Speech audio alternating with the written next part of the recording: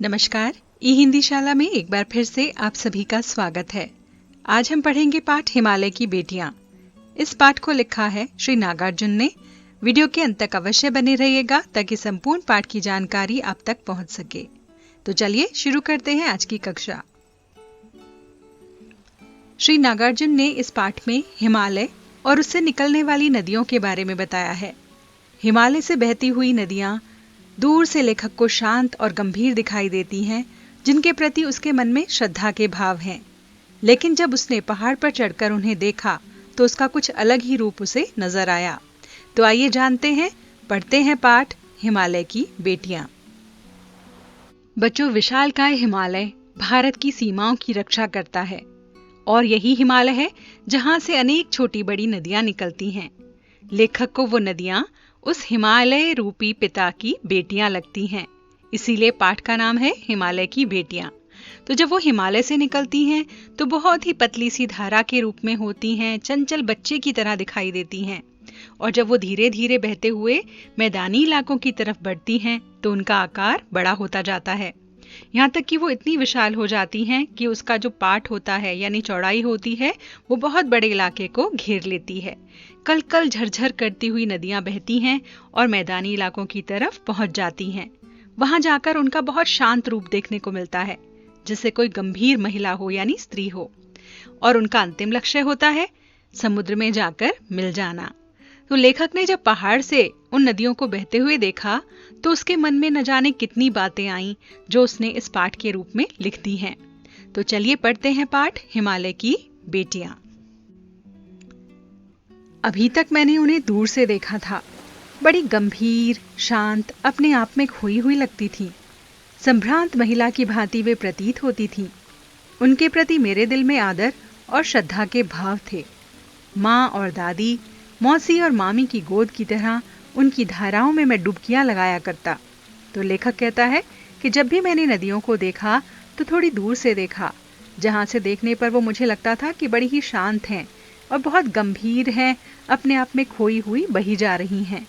वो मुझे किसी सभ्य महिला के जैसी दिखती थीं और उनके प्रति मेरे मन में हमेशा ही आदर का भाव रहा। वो मुझे इस प्रकार लगती थी जैसे कि माँ, मामी या मौसी की गोदी में बैठते हैं और स्नेह का अनुभव करते हैं। उसी प्रकार से नदियों में नहाते हुए मुझे वही ममता और स्नेह अनुभव हुआ करता था। परंतु इस बार जब मैं हिमालय के कंधे पर चढ़ा तो वे कुछ और ही रूप में सामने थीं। मैं हैरान था कि यही दुबली पतली गंगा, यही यमुना, यही सतलुज समतल मैदानों में उतरकर विशाल कैसे हो जाती हैं।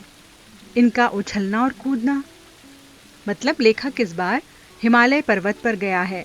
उसने ऊपर चढ़ाई पर जब जाकर देखा तो उसे नदियां कुछ अलग ही तरह की दिखाई दी, क्योंकि जब हिमालय से नदियां निकलती हैं तो पतली सी धारा के रूप में होती हैं, लेकिन बहते बहते वो नीचे आते आते बड़ा रूप ले लेती हैं। तो उसे बड़ा आश्चर्य हुआ। उसे लगा कि किस प्रकार से ये इतनी बड़ी हो जाती हैं। आगे लेखक कहता है, इनका उछलना कूदना, खिलखिलाकर लगातार हंसते जाना, इनकी ये भाव भंगिमा, इनका यह उल्लास कहाँ गायब हो जाता है मैदान में जाकर।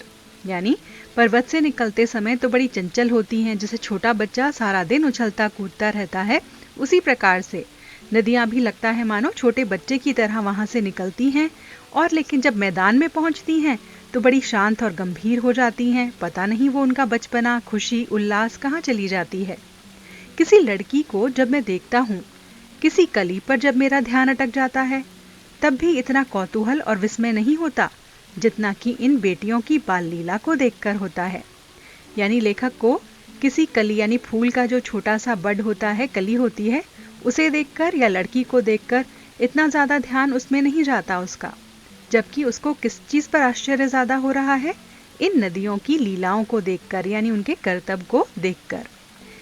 कहाँ ये भागी जा रही हैं?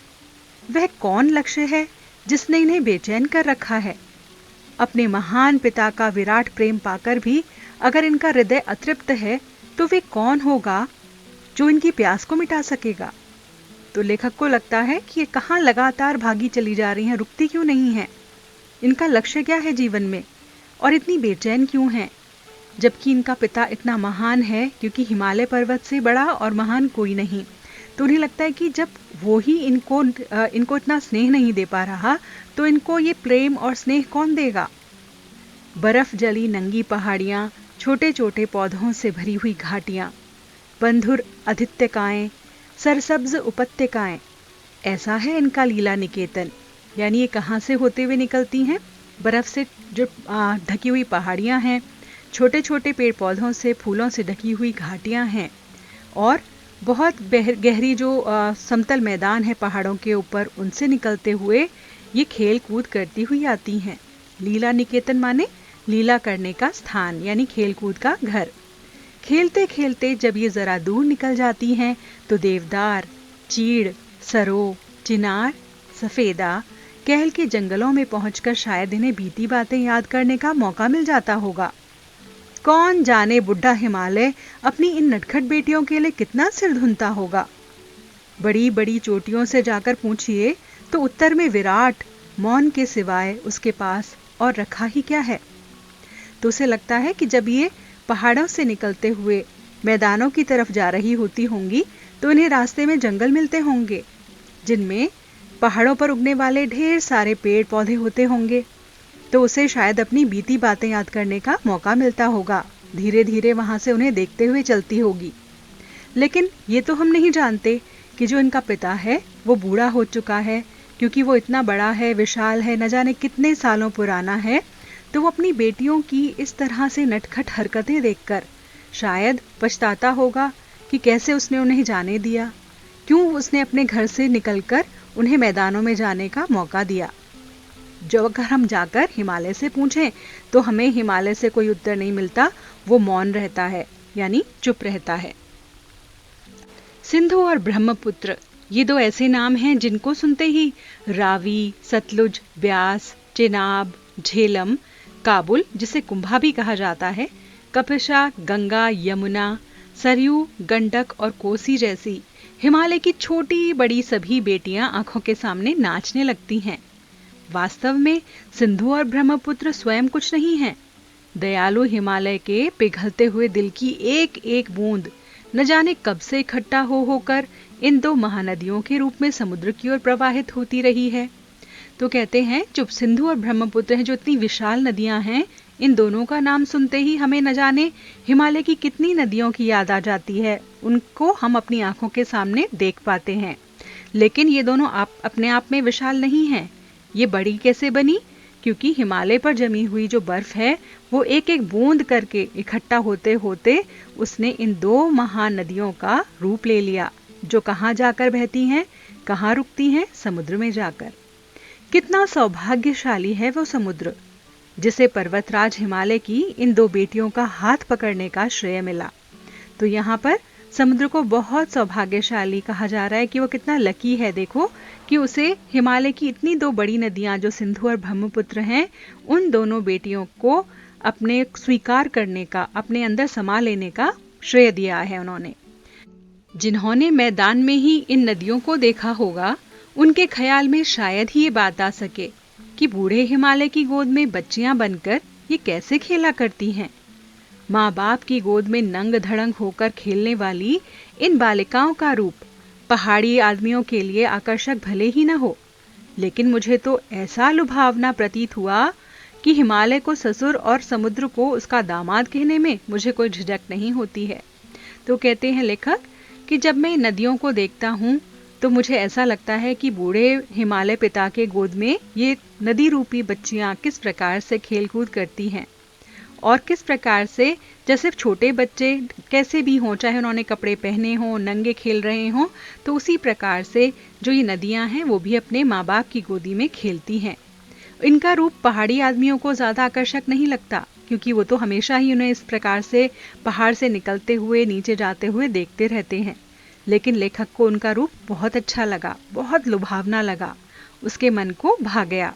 तो उसने हिमालय को ससुर कह दिया और समुद्र को उसका दामाद कह दिया, यानी पिता की गोद से निकलकर वो अपने पति के पास पहुंच गईं, सिंधु और ब्रह्मपुत्र। आगे लेखक बताते हैं, कालिदास के विरही यक्ष ने अपने मेघदूत से कहा था, वेत्रवती यानी बेतवा नदी को प्रेम का प्रतिदान देते जाना। तुम्हारी वह प्रेयसी तुम्हें पाकर अवश्य ही प्रसन्न होगी। कालिदास संस्कृत भाषा के बहुत ही महान कवि थे। उन्होंने मेघदूत नामक एक महान ग्रंथ की रचना की थी, जिसमें एक विरही यक्ष है, यानी अपनी प्रेमिका से बिछड़ा हुआ यक्ष है, जिसने बादल को दूत के रूप में यानी संदेशवाहक के रूप में भेजा था अपनी प्रियतमा के पास। तो वो कहता है कि तुम जाते समय जब रास्ते में देखोगे तो बेतवा नदी आएगी, तो उसे प्रेम का प्रतिदान यानी इस प्रेम का बदला जरूर देते जाना, यानी वहां बारिश जरूर करना। तुम्हारी प्रेयसी तुम्हें पाकर अवश्य प्रसन्न होगी। अब नदी को उसने क्या कहा है? बादल की प्रेयसी कहा है, क्योंकि बादल का जो जल है वो नदी में बहता है, इसलिए। तो कहता है तुम्हारा जो प्रतिदान है, तुम्हारा जो बदला है ये प्रेम का, उसको पाकर वो बड़ी खुश होगी। ये बात इन चंचल नदियों को देखकर मुझे अचानक याद आ गई। तो इन नदियों को देखकर लेखक को वही याद आ गया कि शायद महाकवि कालिदास को भी नदियां उछलते कूदते बहुत अच्छी लगती थी। दरअसल जो भी कोई नदियों को पहाड़ी घाटियों और समतल आंगनों के मैदानों में जुदा जुदा शक्लों में देखेगा, वह इसी नतीजे पर पहुंचेगा। यानी जो पहाड़ है वह नदियों का अलग रूप है और मैदानों में उनका रूप बिल्कुल ही अलग हो जाता है। मैदानी इलाकों में आकर वो शांत होकर बहने लग जाती हैं और पहाड़ों से वो खिलखिलाती हुई चंचल बच्चियों की तरह कूदती छलांग लगाती हुई नीचे आती हैं। काका कालेलकर ने नदियों को लोक माता कहा है। लोक माता यानी पूरे जगत की माता। किंतु माता बनने से पहले यदि हम उन्हें बेटियों के रूप में देख लें तो क्या हर्ज है? और थोड़ा आगे चलिए, इन्हीं में अगर हम प्रेयसी की भावना करें तो कैसा रहेगा? माता का एक और भी धागा है जिसे हम उसके साथ जोड़ सकते हैं। बहन का स्थान कितने कवियों ने इन नदियों को दिया है। तो यहाँ कहते हैं कि जो काका कालेलकर हैं, जो बहुत बड़े समाज सेवी थे, उन्होंने कहा था कि नदियाँ लोक की माता हैं, तक कि जिस तरह से माँ सबका पालन पोषण करती है, उसी प्रकार से नदियाँ भी सबका पालन पोषण करती हैं। क्योंकि नदियों के किनारे बहुत से शहर बसे हैं, गांव बसे हैं, उनसे उनके जो पेड़ पौधे हैं, साथ में पानी मिलता है, इस तरह की चीज़ें मिलती हैं। तो कहते हैं कि इस तरह से ये हमें बेटियों के रूप में भी तो लग सकती हैं। जैसे हिमालय की गोद से निकल कर आती हैं तो वो बेटी का रूप है। और थोड़ा अगर हम और सोचें तो ये प्रेयसी भी हैं, जो क्योंकि भागती हुई नीचे समुद्र के पास जाकर मिलने की इनके मन में इच्छा रहती है। और इन्हें हम बहन के रूप में भी देख सकते हैं, तो जिसके लिए लेखक के मन में बहुत श्रद्धा है। वो कहते हैं, एक दिन मेरी भी ऐसी भावना हुई थी। थोलिंग यानी तिब्बत की बात है। मन उचट रहा था, तबीयत ढीली थी। सतलुज नदी के किनारे जाकर बैठ गया। दोपहर का समय था। पैर लटका दिए पानी में। थोड़ी ही देर में प्रगतिशील जल ने असर दिखा डाला। तन मन ताजा हो गया था। तो एक दिन की बात है। वो कहते, मुझे ये बहन कब लगने लगी? जब मैं थोलिंग में था। थोलिंग तिब्बत में है। वो कहते हैं कि मेरी तबीयत कुछ खराब सी थी और मन बड़ा उदास सा था, तो मैं सतलुज नदी के किनारे बैठा हुआ था। मैंने अपने दोनों पैर नदी के पानी में डाल दिए। थोड़ी ही देर में उसके ठंडे जल का प्रभाव होने लगा। जिस तरह से बहन अपने भाई की सभी परेशानियों को दूर करती है, उसे स्नेह देती है, उसी प्रकार से सतलुज नदी ने मेरा सभी दुख और मेरी थकान मिटा डाली। मेरा तन मन बहुत ताज़ा हो गया और मैं गुनगुनाने लगा, यानी वो एक गीत गाने लगा। और वो गीत था, वो कविता के रूप में उभरा। वो कहते हैं, जय हो सतलुज बहन तुम्हारी, लीला अचरज बहन तुम्हारी, हुआ मुदित मन हटा खुमारी, जाऊं मैं तुम पर बलिहारी। तुम बेटी यह बाप हिमालय, चिंतित पर चुपचाप हिमालय, प्रकृति नटी के चित्रित पट पर, अनुपम अद्भुत छाप हिमालय, जय हो सतलुज बहन तुम्हारी। तो कहते हैं कि सतलुज तुम तो बहन हो और तुम्हारी जो लीला है वो बहुत अनोखी है। तुम्हें देखकर मेरा मन बहुत खुश हुआ है और मेरे मन में जितनी भी थकान थी वो दूर हो गई है। मैं तुम पर बलिहारी जाता हूँ। तुम बेटी हो और ये हिमालय तुम्हारा पिता है, लेकिन वो चिंता में चुपचाप तुम्हें देखता रहता है। और ये जो प्रकृति है ये एक नटी है। नटी होती है किसी अन्य भूमिका को निभाती हुई कोई औरत। तो कहते हैं इसने जो चारों तरफ अद्भुत छटा दिखा रखी है और हिमालय पर ये बिखरी हुई छटा बहुत ही अनुपम है, जो कि तुलना नहीं की जा सकती जिसके साथ किसी की। तो सतलुज बहन तुम्हारी सदा ही जय हो।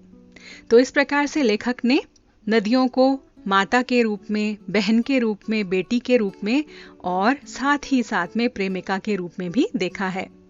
तो बच्चों, ये तो था पाठ। इसी पाठ के प्रश्नोत्तर के साथ शीघ्र ही आपसे फिर से मुलाकात होगी। तब तक के लिए आपसे विदा चाहते हैं। विदा।